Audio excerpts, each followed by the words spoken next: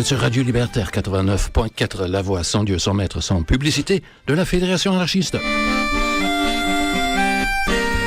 Vous pouvez trouver les informations sur nos émissions, sur notre programmation, sur le site radio-libertaire.net.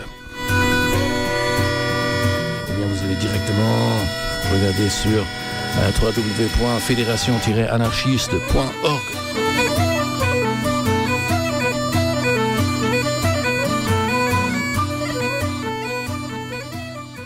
Kazem Shariari, tu fais 30 ans de ton théâtre, ton art studio théâtre dans le 20e arrondissement.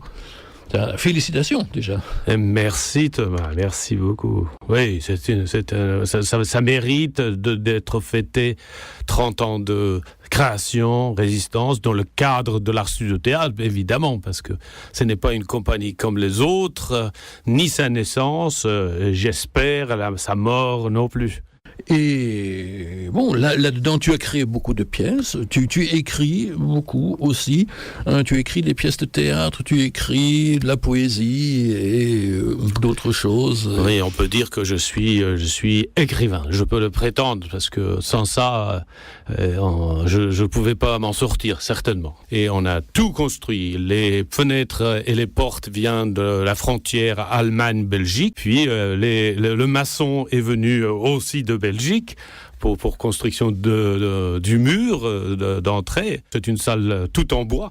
Le bois vient un peu partout. Ton dernier spectacle est une sorte d'adaptation de Brecht ça s'appelle Opéra pour que le faible résiste. Oui, et à Brecht, parce qu'il était mon maître, et en quelque sorte, moi, j'apporte avec moi tout ce qui m'ont nourri. Nous écrivons pour aujourd'hui.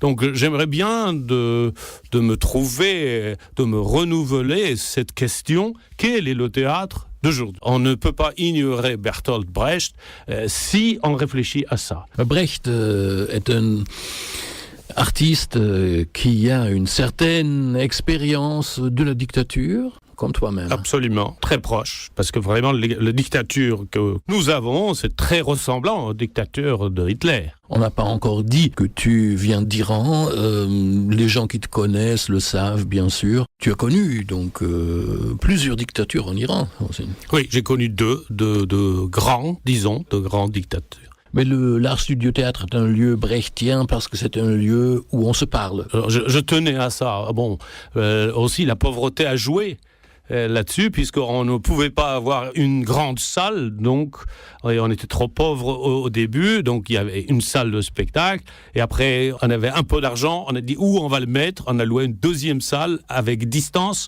qui donnait la possibilité de grandes rencontres avec le spectateur chaque soir. Et on a ouvert le lieu de sorte que le spectateur peut goûter quelque chose gratuitement, boire un thé gratuitement et prendre le temps de discuter. De quoi il était touché? Qu'est-ce qu'il attend de nous? Et qu'est-ce qu'il attend de la poésie, du théâtre, de la littérature, finalement? Nous avons un débat avec les auteurs qui s'appelle Sur le pas des auteurs inconnus. Nous avons une séance par mois autour d'un écrivain, mort ou vivant, mais inconnu, pas assez connu, mais essentiel à notre existence. Même on fait des mises en scène sophistiquées pour une seule séance qui est offerte aux gens qui viennent découvrir quels sont ces poètes inconnus. Maintenant, le problème d'un lieu comme l'art studio théâtre, c'est qu'il n'y en a pas assez de lieux comme ça.